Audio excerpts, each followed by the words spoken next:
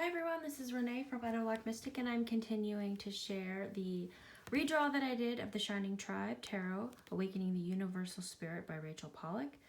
I printed my deck. This deck is not for sale, but I am sharing the process that I went through in creating it. So now we're going through the minor, and I'm just going to be showing you the my and hers. So we're doing A's through 10 and then the quartz separately.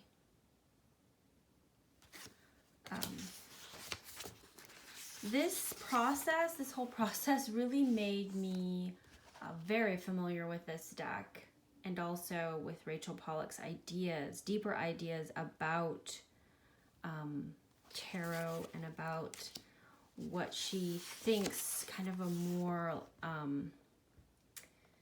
more expansive and supportive and spiritual meaning of tarot can be. And so that was really interesting to see and get to know.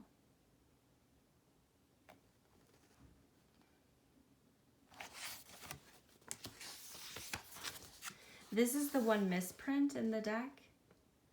If you can see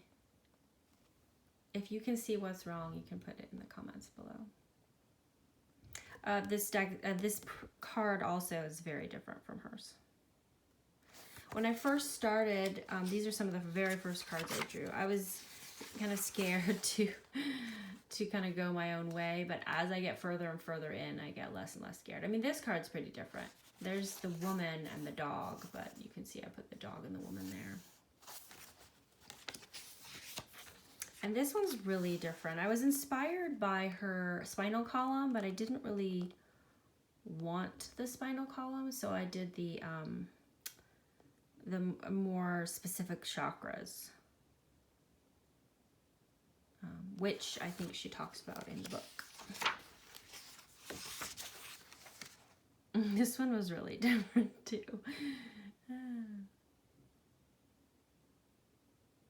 Although I get a kick out of the super splits that person is doing.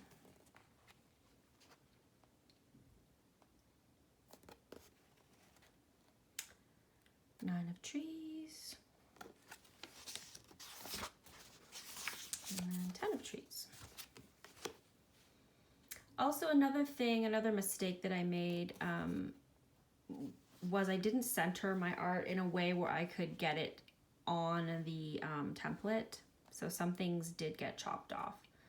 I think when I first started this project, I didn't think I was going to get it printed. I was just, I was just kind of making it an art challenge. But then the deeper in I got, the more I was like, I'd really like to work with this deck. So, but by that time, I was kind of committed to the size I had already done. And I really didn't want to, like, this fish is right here, but you can't see it because I really wanted the two. So I had to choose one or the other, and that kind of sucked. But, at this stage of the game, since I've been working on this so long, I'm just kind of like, whatever, it's good enough. I'm definitely not a perfectionist in any way, which I think is helpful for me.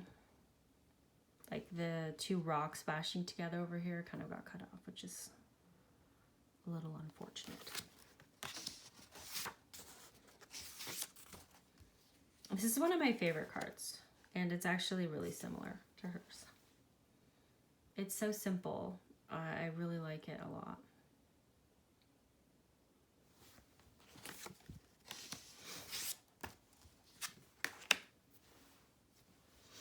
This is very similar too. I just made her whole face a flower, or made the image on the card have the face of a flower.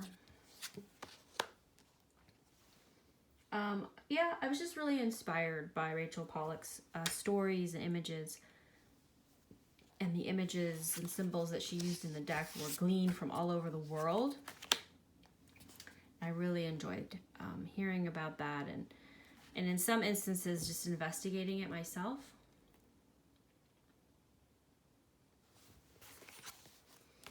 And also how she would come up with a more spiritual, like I said, an expansive view of a particular card. This card is pretty different.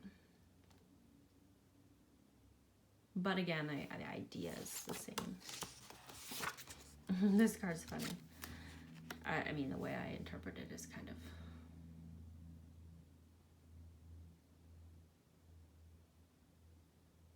funny. Sweet. I mean, they're both sweet. And here is the ace. So birds. It's called birds, but I just called mine swords because I just didn't want to get confused.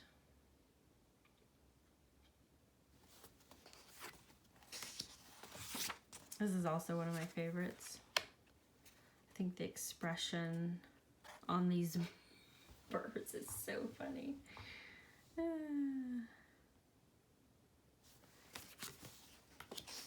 I guess a part of me, you know, is a little afraid that if Rachel Pollock ever saw this, she might be offended that I didn't, you know, like her art enough to just want it as is. But I hope, I mean, I don't think she's ever going to see this, but I hope that if she did see this, she would see that I was inspired by her words and her symbols and even her images.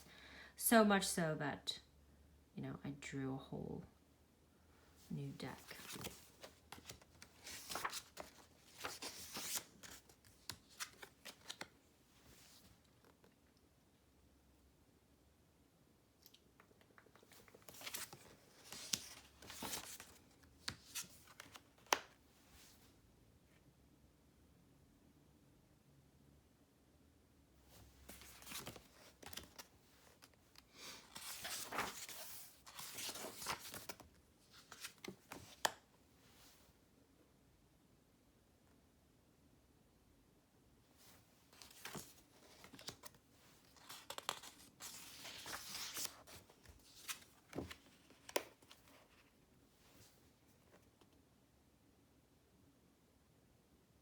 I know it's kind of hard to see some of the cards because of the black and white images in the book, but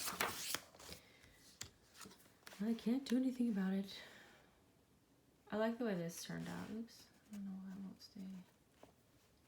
Kind of dark and moody.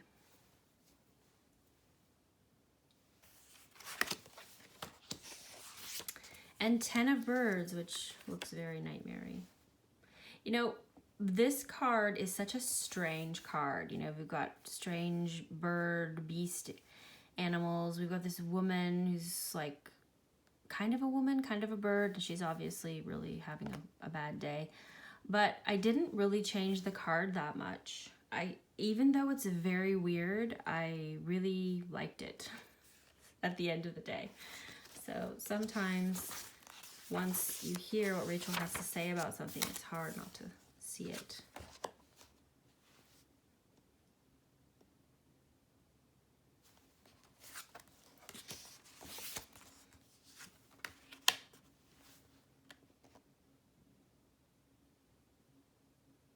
And then for these, I wish I had drawn them a little bit bigger, but I didn't.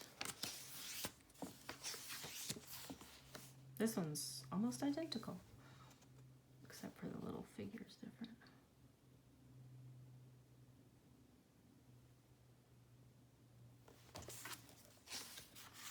And this is the image on the cover. So this is what you would see if you're familiar with this deck.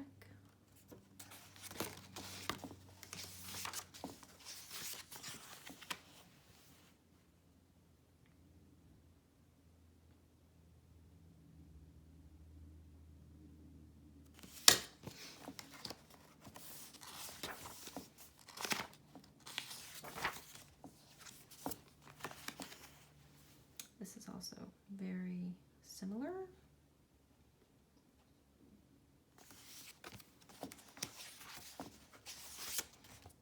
I like like the way this one turned out a lot. The frog giving birth, or the toad, I guess, giving birth. But this is another mistake. You can see my little writing at the bottom of this card, 7 of stones, and then it says 7 stones. I couldn't crop that out, and I didn't know how to take it off, so it's on there.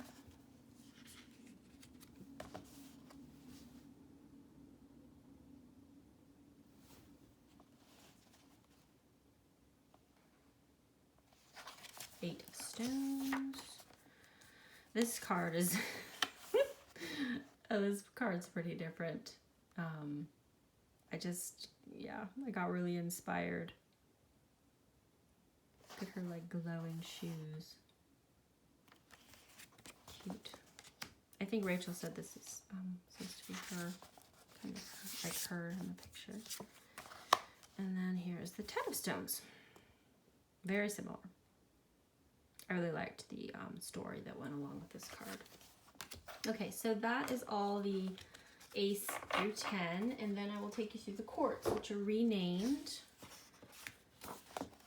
vision cards. So we've got Place of Trees, very similar.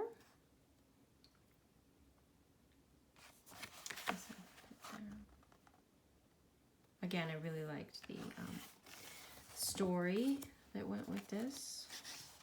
So that's the Page of Wands, and this is the Knight of Wands, the Knower.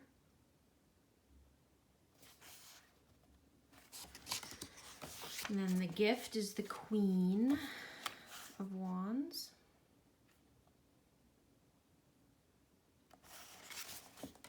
And then the King of Wands is the Speaker. This one's very similar. I really liked all the symbols on this card, everything that she had to say about it.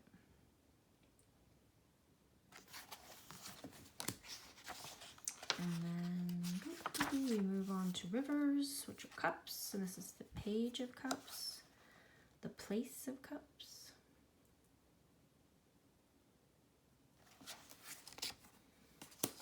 and the Knight of Cups,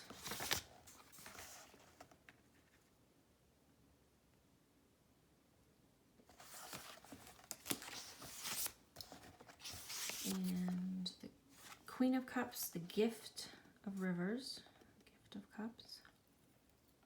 I like the fish-headed woman at the top. And then the King of Cups is kind of fierce.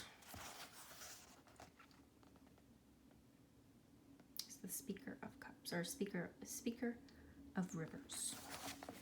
And then we move on to the birds. This is the Page of Swords, Place of Birds. This card's pretty different. And then we have the Knight of Swords, or the Knower of Swords. It's also different. This is one of my favorite, kind of when I deviated. So this is the Queen of Swords. I just get a kick out of her face. The owl with the owl head. And then the King of Swords is the Speaker of Birds. It's a little bit changed, but I like it still. And then the last would be the Page of Pentacles, the Place of Stones. Similar. Oh, it's hard for you to see that, sorry. It's really dark. And then we've got the Knight. Oops, I hit the camera. We've got the Knight of Stones.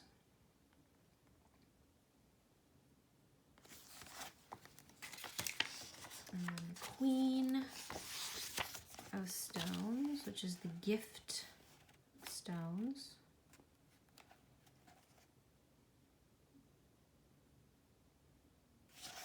And the last card is the King of Pentacles, which is one of the cards I always look for, the Speaker of Stones, and here's my rendition. Okay, that's gonna do it. I hope you enjoyed the sharing of my redraw of the Shining Tribe, which I call the Shining Glyph, and I hope that you're doing well. Bye-bye.